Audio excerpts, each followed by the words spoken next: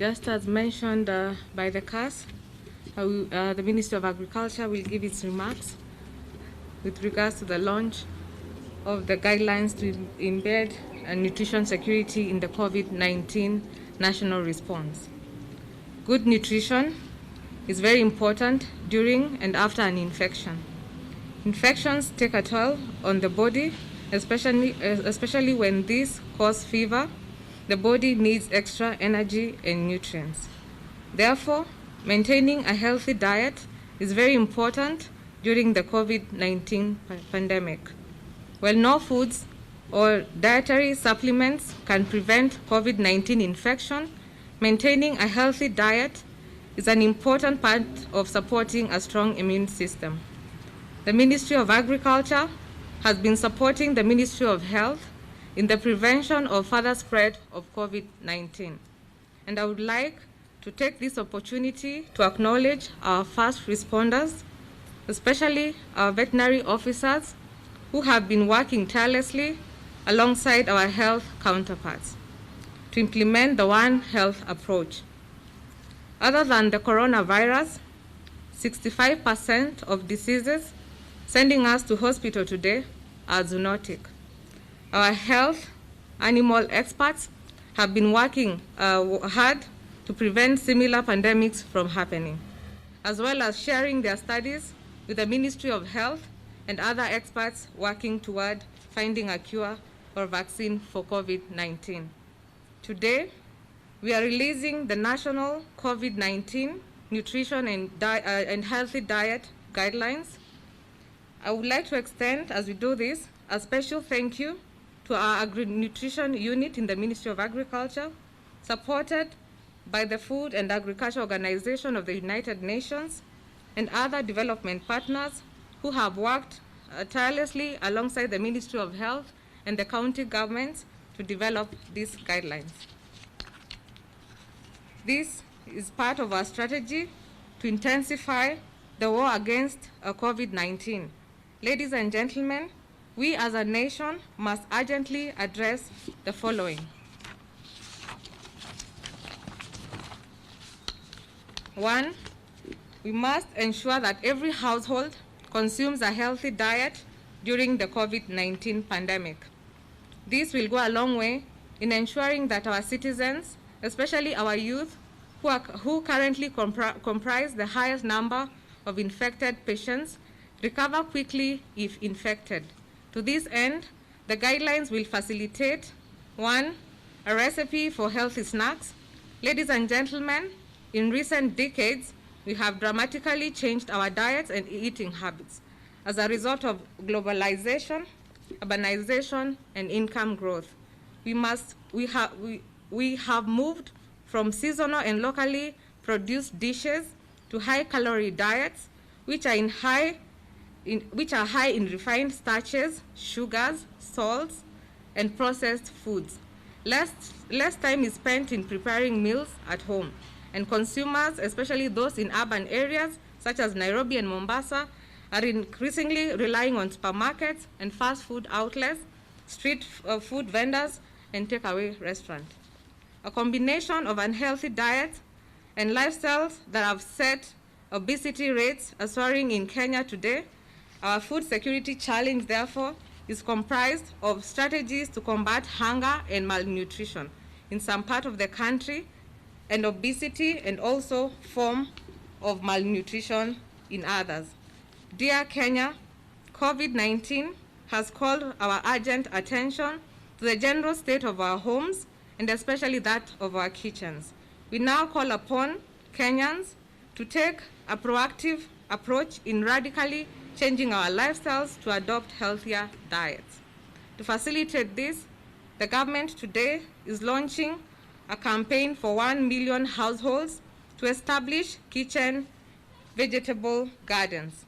We have issued guidelines to support both rural and urban dwellers with simple technologies for setting up these gardens within the resources available. With the support of the county governments, we will be distributing the kitchen garden starter kits to assist the most vulnerable households who are willing to adopt this through our programs called CASAP and NARIC. CASAP stands for Kenya Climate Smart Agricultural Program, and NARIC stands for National Inclusive Growth Project across the 47 counties. So for Mombasa and Nairobi, which is not included in these counties, we are partnering with the Ministry of Interior and to distribute through the Nyumba Kumi platform, and also the Ministry of Devolution through the Social Safety Net platform. We therefore call upon the more abled household to take up this initiative and use guidelines to set up gardens upon their balconies, within their estates and their home gardens and compounds. The private sector has already made a contribution of more than 250,000 starter kits, and we want to welcome more partners to come on board as we roll out this national campaign on adoption of healthy diets. 2, reduction of food loss and wastage. The ministry is calling national attention to the issue of food loss and wastage. Earlier this month, we released guidelines and protocols to facilitate the supply chain actors in maintaining a steady flow of food to markets all across the country.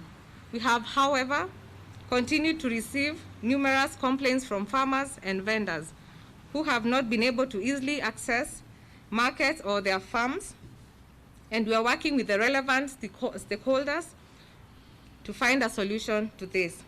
We thank the public for always constantly reaching out to raise a red flag when they are stuck through our hotline. Our hotline is good to note our hotline so that if anyone is stuck at this particular time, they can be able to call us and we are able to sort out the issue that they may be having. So our hotline is 0800-724-891. I'll repeat, 0800-724-891. Our teams are working round the clock to respond. We, however, would like to retaliate that the ministry is committed to ensuring that all the value chains in the agricultural sector fully comply with the set protocols. We would not like to see a scenario where our food supply chain becomes responsible for an upsurge of new infections. Therefore, we call upon our stakeholders to work with us to fix the emerging issues, and especially our police and public health enforcement officers to take a more facilitative as opposed to a more punitive approach when handling our food transporters and vendors. 3, availability of food throughout the pandemic and afterwards. Ladies and gentlemen, we have put adequate measures to ensure the availability and accessibility of our national food staples. These range from cassava, maize, rice, wheat, beans, Irish potatoes, matoke, sorghum, millet, green grams, milk, meat, including poultry and fish, and local vegetables. We are closely monitoring the status of our farms and the market flows, and we will continue to update you on this issue. We understand the anxiety that many Kenyans have around food matters, and we want to take this opportunity to reassure you that the Food Security War Room will continue to monitor and swiftly respond to any challenges that may be forthcoming. Ladies and gentlemen, the Kenyan farmer is one of the most important people today. It is the farmer we are depending on to go to the farm and continue producing food while we stay safe at home. I would like to call upon the nation to celebrate our heroes today and even beyond for this important work that they continue to do to ensure our food and nutrition security during the global pandemic. Our agriculture economy will also be pivotal to our national economic recovery beyond COVID-19. This is why we will be using this opportunity to engage our young people, that is our youth, to join the agricultural workforce, bringing the innovations and talents to assist in transforming this crucial sector.